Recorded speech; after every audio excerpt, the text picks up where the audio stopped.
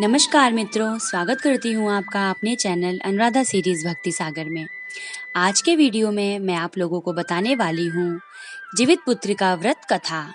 तो वीडियो शुरू करने से पहले अगर अभी तक आपने मेरे चैनल को सब्सक्राइब नहीं किया है तो प्लीज़ मेरे चैनल को सब्सक्राइब करिएगा और बेल आइकन को दबाइएगा, जिससे मेरे आगे आने वाली वीडियो की नोटिफिकेशन आप लोगों तक पहुँचती रहे।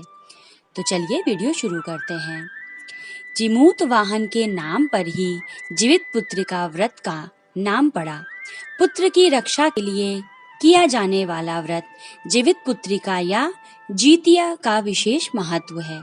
इस दिन माताएं अपनी संतान की रक्षा और कुशलता के लिए निर्जला व्रत करती हैं।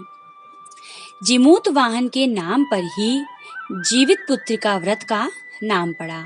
चलिए जानते हैं कि जिमूत वाहन कौन है और उनकी कथा क्या है। जितिया का व्रत अश्विनी महीने के कृष्ण पक्ष की अष्टमी तिथि को मनाया जाता है। इसे जितिया या जीवित पुत्रिका व्रत भी कहा जाता है। इस दिन माताएं अपने बच्चों की लंबी उम्र, सेहत और सुखमय जीवन के लिए व्रत रखती हैं। इस व्रत की शुरुआत सप्तमी से नहाए खाए के साथ होती है और नवमी को पारण के साथ इसका समापन होता है। तीज की तरह जितिया व्रत भी बिना आहार और निर्जला किया जाता है। छठ पर्व की तरह जितिया व्रत पर भी नहाए खाए की परंपरा होती है। यह पर्व 3 दिन तक मनाया जाता है। सप्तमी तिथि को नहाए खाए के बाद अष्टमी तिथि को महिलाएं बच्चों की समृद्धि और उन्नत के लिए निर्जला व्रत रखती हैं। इसके बाद नवमी तिथि यानी अगले दिन व्रत का पारण किया जाता है, यानी व्रत खोला जाता है। क्या है व्रत कथा? तो चलिए कथा शुरू करते हैं। जीवित पुत्रिका व्रत की जो पहली कथा है वो इस प्रकार से है। धार्मिक कथाओं के मुताबिक बताया जाता है कि एक विशाल पाकड़ के पेड़ पर एक चील रहती थी। उसे पेड़ के नीचे एक सियारिन भी रहती थी। दोनों पक्की सहेलियां थी। दोनों ने कुछ महिलाओं को देखकर जितिया व्रत करने का संकल्प किया और भगवान श्री जीवित वाहन की पूजा और व्रत करने का प्रण ले लिया। लेकिन जिस दिन दोनों को व्रत रखना था, उसी दिन शहर के एक बड़े व्यापारी की मृत्यु हो गई और उसके दाह संस्कार में सियारिन को भूख लगने लगी थी। मुर्दा देखकर वह खुद को रोक ना सकी और उसका व्रत टूट गया। पर चील ने संयम रखा और नियम व श्रद्धा से अगले दिन व्रत का पारण किया।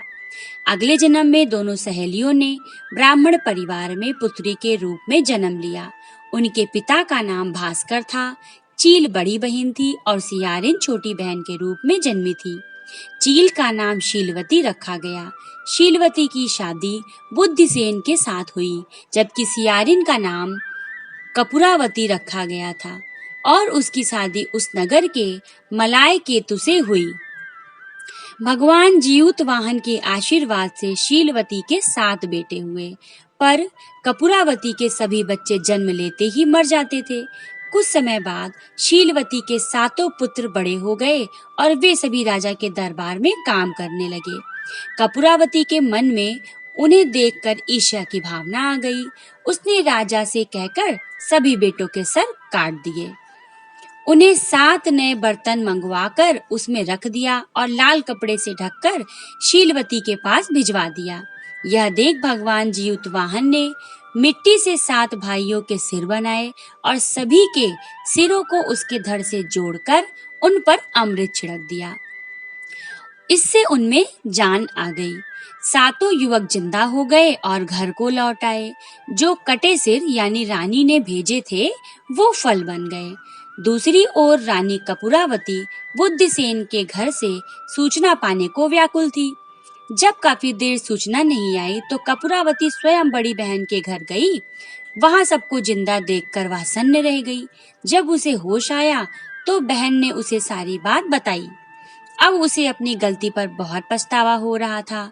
भगवान जीवित वाहन की कृपा से शीलवती को पूर्ण जन्म की बातें याद आ गई। वह कपूरावती को लेकर उसी पाकड़ के पेड़ के पास गई और उसे सारी बातें बताई। कपूरावती बेहोश हो गई और मर गई। जब राजा को इसकी खबर मिली तो उन्होंने उसी जगह पर जाकर पाकड़ के पेड़ के नीचे कपूरावती का दाह संस्कार कर दिया। अब हमारी जो दूसरी कथा आती है वो है महाभारत काल से जुड़ी हुई। महाभारत युद्ध के बाद अपने पिता की मृत्यु के बाद अश्वत्थामा बहुत ही नाराज था और उसके अंदर बदले की आग तीव्र थी, जिस कारण उसने पांडवों के शिविर में घुसकर सोते हुए 5 लोगों को पांडव समझकर मार डाला था। लेकिन वे सभी द्रौपदी की 5 संतानें थीं। उसके इस अपराध के कारण उसे अर्जुन ने बंदी बना लिया और उसकी दिव्य मणि छीन ली थी, जिसके फलस्वरूप अश्वत्थामा ने उत्तरा की अजन्मी संतान को गर्भ में मारने के लिए ब्रह्मास्त्र का प्रयोग किया, जिसे निष्फल करना नामुमकिन था। उत्तरा की संतान का जन्म लेना आवश्यक था, जिस कारण भगवान श्री कृष्ण ने अपने सभी पुण्यों का फल उत्तरा की अजन्मी संतान को देकर उसको गर्भ में ही पुनः जीवित कर दिया। गर्भ में मरकर जीवित होने के कारण उसका नाम जीवितपुत्रिका पड़ा और आगे चलकर यही राजा परीक्षित बने। तब से ही जीवितपुत्रिका व्रत रखा जाने लगा। अब हमारी तीसरी कथा कुछ इस प्रकार है कि गंधर्व राजकुमार जिमीतवाहन को पिता द्वारा राजगद्दी पर बैठाकर वन की ओर चले गए। राजकुमार का मन राजकाज में न लगा तो वो राजपाट भाइयों के हवाले कर पिता की सेवा में वन चले गए। उसी वन में उनका विवाह मलयवती नामक कन्या से हुआ। एक दिन वन में घूमते हुए राजकुमार काफी आगे निकल गए, जहां उन्होंने एक बूढ़ी औरत का रोना सुनाई दिया और उस औरत से पूछने पर उसने बताया कि वह नागवंश की स्त्री है और उसका एक ही पुत्र है शंखचूड़। नागराज ने गरुड़ के समक्ष प्रतीक्षा की है। प्रत्येक दिन एक नाग सौंपा जाएगा और आज उसके पुत्र की बारी है। इस बात को सुन जिमूतवाहन ने उस स्त्री को कहा कि वह चिंता मुक्त रहे, उसके पुत्र की जगह आज वह चला जाएगा। इतना कहा वह लाल कपड़ा शंखचूड़ से लेकर गरुड़ की चुनी हुई जगह पर लेट गए।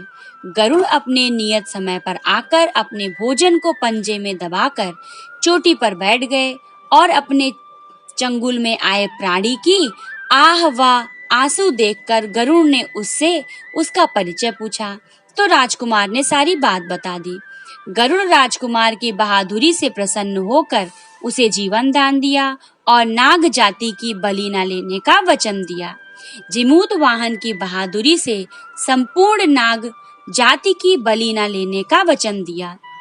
जिमूतवाहन की बहादुरी से संपूर्ण नाग जाति की रक्षा हुई। तभी से जिमूतवाहन की पूजा का विधान शुरू हुआ। इस प्रकार आज की तीनों कथाएं समाप्त होती हैं। आशा करती हूँ आपको आज की कथा पसंद आई होगी। वीडियो पसंद आया हो तो चैनल को सब्सक्राइब करिएगा और वीडियो को लाइक करिएगा। मिलते हैं मेरे अगले वीडियो में, तब तक के लिए जय भोलेनाथ।